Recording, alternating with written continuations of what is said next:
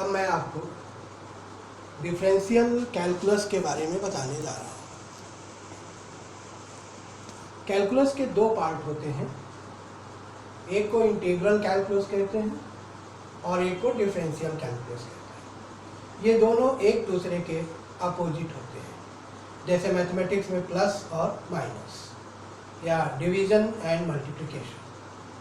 ऐसे ही डिफरेंशियल और इंटीग्रल एक दूसरे के अपोजिट प्रोसेस है। शुरू में हम लोग डिफरेंशियल के बारे में पढ़ेंगे और इसके बाद इंटीग्रल के बारे में भी पढ़ेंगे। देखिए, डिफरेंशियल में अभी जो मैं आपको बताने जा रहा हूँ वो केवल आपको डायरेक्ट फार्मूला बताने जा रहा हूँ। इन फार्मूलों का डेरिवेशन कैसे हुआ, ये फार्मूले कैसे आए, इसके बारे में मैं आपको बाद में बताऊंगा। वो एक अलग टॉपिक है, उसका अभी जानना उतना ज़रूरी नहीं है। बस केवल आपको मैं जो फार्मूले यहाँ बता रहा हूँ, केवल वो फार्मूला याद करना है और उस फार्मूले को कैसे अप्लाई करना है वो इम्पोर्टेंट बात है। तो अभी आपको इस बात का टेंशन नहीं लेना है कि ये फार्मूला कहाँ से आया, कैसे आया। आपको केवल ये बात समझनी है कि ये फार्मूला क्या है और इसको मुझे कैसे यूज़ करना है। देखिए, जब हम बात करते हैं डिफरेंशियल की तो हम फंक्शन की बात करते हैं, और किसी भी फंक्शन के में दो चीज़ें होती हैं, एक होता है वेरिएबल और एक होता है कांस्टेंट। वेरिएबल्स आमतौर पर किसी न किसी इंग्लिश लेटर्स के रूप में लिखा होता है, जैसे एक्स, वाई, और कांस्टेंट नंबर के फॉर्म में होते हैं। कांस्टेंट इंग्लिश लेटर के फॉर्म में भी हो सकते हैं, लेकिन आमतौर पर जब हमको इस तरीके की कोई फंक्शन दिया होगा तो कहीं ना कहीं कोई ना कोई इंडिकेशन जरूर होगा जो ये बताएगा कि इसमें कौन सा लेटर वेरिएबल है और कौन सा लेटर कांस्टेंट है। तो जब हम लोग डिफरेंशियल की बात करते हैं तो उसमें दो चीज़ें होती हैं, क्योंकि वो एक फंक्शन होता है। डिफरेंशियल किसी न किसी फंक्शन का ही किया जाता है। तो दो चीज़ें होती हैं, एक होता है वेरिएबल और एक होता है कांस्टेंट। जैसा मैंने आपको बताया कि 90% केस में वेरिएबल जो हम लोग यूज़ कर रहे होंगे वो एक्स के फॉर्म में होगा। तो ऐसी कंडीशन में अब हम लोग पहला जो फार्मूला यूज़ करने जा रहे हैं, जो मैं आपको पहला फार्मूला बताने जा रहा हूँ, वो है variable to the power constant. यानी वेरिएबल के पावर में कांस्टेंट होगा, जैसे x to the power m। अच्छा, जब हम लोग डिफरेंशियल करते हैं तो डिफरेंशियल हमेशा किसी न किसी बल्कि फंक्शन के ही वेरिएबल के रिस्पेक्ट में किया जाता है। अब फंक्शन में जो भी वेरिएबल होगा उस वेरिएबल के रिस्पेक्ट में डिफरेंशियल किया जाएगा। तो अब अगर फंक्शन आपका x के फॉर्म में है, जिसमें वेरिएबल अगर x है, तो 99% केसेस में हम लोग उसका differential with respect to x करेंगे। 1% क्या है? 1% ऐसा भी हो सकता है कि हमारे पास जो फंक्शन है वो एक वेरिएबल में है, लेकिन हम लोग डिफरेंशियल किसी दूसरे वेरिएबल के टर्म में करें, और तब ये जो फंक्शन है उसमें वो letter as a constant treat किया जा सकता है। अलग मैटर है, वो बाद में डिस्कस करेंगे। यहाँ पर आमतौर पर जो वेरिएबल होगा उसी के रिस्पेक्ट में डिफरेंशियल करेंगे। जैसा मैंने आपको बताया कि अधिकतर वेरिएबल हमारे लिए x होगा, इसलिए हम x के रिस्पेक्ट में डिफरेंशियल करते हैं। सिंबॉलिक रिप्रेजेंटेशन क्या है? डिफरेंशियल का पहला लेटर d होता है, इसलिए d,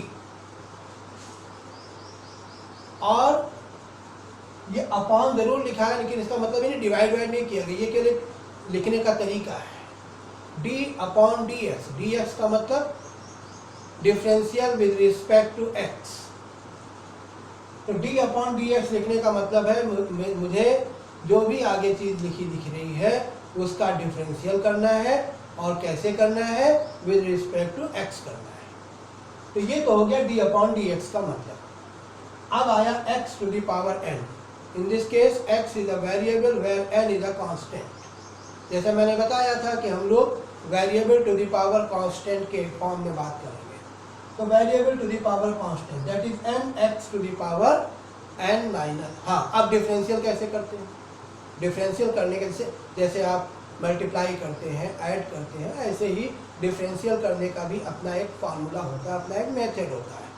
और इसमें क्या है? इसमें मेथड ये लगता है कि x to the power n का differential nx to the power n minus 1। माने जो चीज़ पावर में है, बहुत ध्यान से एक बार में सुन लो और फिर दिमाग में सेट कर लो, कभी नहीं भूलोगे। जो भी चीज़ पावर में है उसको नीचे मल्टीप्लाई में लाना है, वेरिएबल लिखना है और वेरिएबल की पावर में एक 1 माइनस कर देना। You have to subtract 1 from the original power. तो nx to the power n minus 1, this is the formula, simple formula है। Differential of x to the power n is nx to the power n minus 1। मैं आपको एक example दे रहा हूं। If you have to differentiate x to the power 7, किसी ने कहा x टू द पावर 7 का डिफरेंशियल करिए विद रिस्पेक्ट टू x, तो हम लोग क्या लिखेंगे? d upon dx। d upon dx लिखने का मतलब we are going to differentiate the given function with respect to x। तो d upon dx x to the power 7। अब यहाँ x वेरिएबल है, 7 कांस्टेंट है। जो मैंने आपको फार्मूला बताया था वो क्या था? जो भी चीज़ पावर में है वो मल्टीप्लाई में आएगी। पावर में था 7, मल्टीप्लाई में आ गया, x लिखा जाएगा और पावर में 1 माइनस कर दिया जाएगा। Simple process. तो 7x to the power 7 minus 1 that is 6 and therefore the differential of x to the power 7 will be 7x to the power 6। अब x की कोई भी पावर हो, डिफरेंशियल करने का प्रोसेस यही होता है। अच्छा, अगर केवल x का डिफरेंशियल करना है तो x कोई नई चीज नहीं है, x की पावर n का ही एक स्पेशल फॉर्म है। स्पेशल फॉर्म मतलब n की वैल्यू यहाँ पर 1 है, n की वैल्यू यहाँ पर 1 है। तो अब जब n की वैल्यू 1 है तो यही फार्मूला लगेगा 1x to the power 1 minus 1 और x टू द पावर 0, और किसी भी नॉन ज़ीरो नंबर की पावर अगर 0 हो तो वो 1 होती है। कुल मिलाकर कहने का मतलब इसका डिफरेंशियल 1 आ जाएगा। आगे से आइंदा ध्यान रखिएगा कि केवल अगर x का डिफरेंशियल करना है, केवल x का डिफरेंशियल करना है तो उसका डिफरेंशियल 1 होता है। अच्छा, अब अगर जैसा मैंने आपको बताया था कि कभी कभी ऐसा भी हो सकता है कि आपको डिफरेंशियल किसी और वेरिएबल के टर्म में करना हो, लेकिन जिसका डिफरेंशियल करना हो उसमें वो वेरिएबल ना भी हो। ऐसी कंडीशन में हम कहते हैं कि we are differentiating a constant d upon dx of k। यहाँ पर कांस्टेंट का मतलब क्या है? ये जो मैं आपको फार्मूला ये बताने जा रहा हूँ ये कब यूज होगा? ये तब यूज होगा जब आपके पास कोई क्वेश्चन हो जिसके ना तो मल्टीप्लाई में x हो, ना डिवाइड में x हो और ना पावर में x हो। जैसे केवल 2 लिखा है तो कांस्टेंट है, अगर 2 की पावर x लिखा है तो वहाँ ये फार्मूला यूज नहीं होगा। 2x लिखा है वहाँ भी ये फार्मूला यूज नहीं होगा। 2 अपॉन x लिखा है वहाँ भी ये फार्मूला यूज नहीं होगा।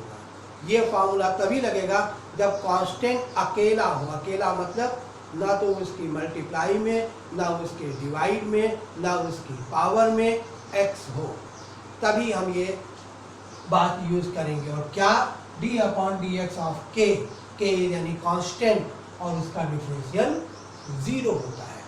तो याद रखिएगा, अगर कोई कांस्टेंट अकेला है, चाहे वो नंबर हो, चाहे कोई इंग्लिश का लेटर हो, अगर वो कांस्टेंट है और अकेला है तो उसका डिफरेंशियल, अकेला मतलब मैंने आपको एक्सप्लेन कर दिया कि ना तो उसकी पावर में x हो, ना मल्टीप्लाई में x हो, ना डिवाइड में x हो, तो ऐसे का डिफरेंशियल 0 होता है। तो d upon dx of any constant is 0। तो आप, मैं आपको एक और एग्जांपल यहाँ समझा रहा हूँ, देखिएगा। d upon dx of x square plus 2x plus 3, यानी ये आपको एक फंक्शन दिया गया है और आपको इस फंक्शन का डिफरेंशियल करना है। तो D upon D x of x square plus 2x plus 3, और इसका जब डिफरेंशियल करेंगे तो इसमें देखिए आपको 3 अलग अलग टर्म्स दिए हुए हैं। आपको अलग अलग टर्म्स के डिफरेंशियल अलग अलग करने होते हैं अगर बीच में प्लस है या माइनस है।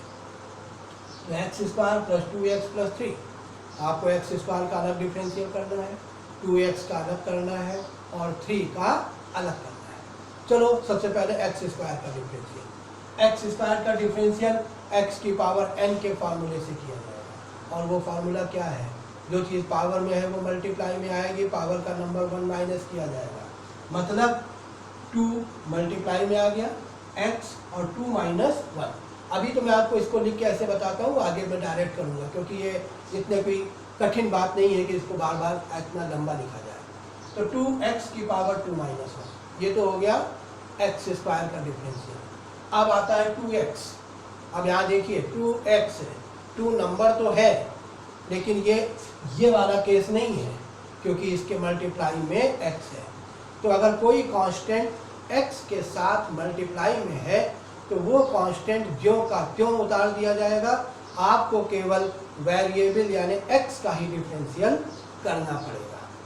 तो जब 2x का डिफरेंशियल करेंगे तो 2 ऐसे ही आ जाएगा और केवल x का डिफरेंशियल करेंगे, और मैंने बताया था कि x का डिफरेंशियल 1 होता है।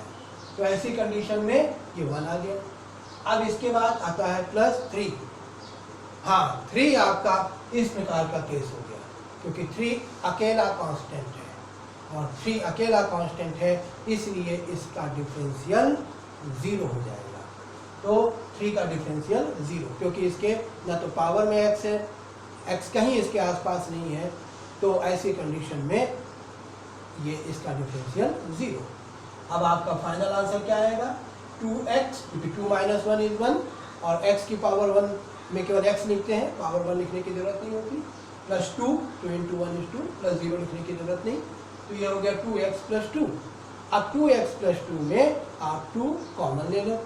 अब जब 2 कॉमन ले लेंगे तो आपको मिल जाएगा 2 with in bracket x plus 1। तो इस तरीके से हम लोग सिंपल डिफरेंशिएशन करते हैं। ये जो मैंने आपको आज बताया वो था variable to the power constant का केस। अब मैं आपको नेक्स्ट वीडियो में बताऊंगा constant to the power variable.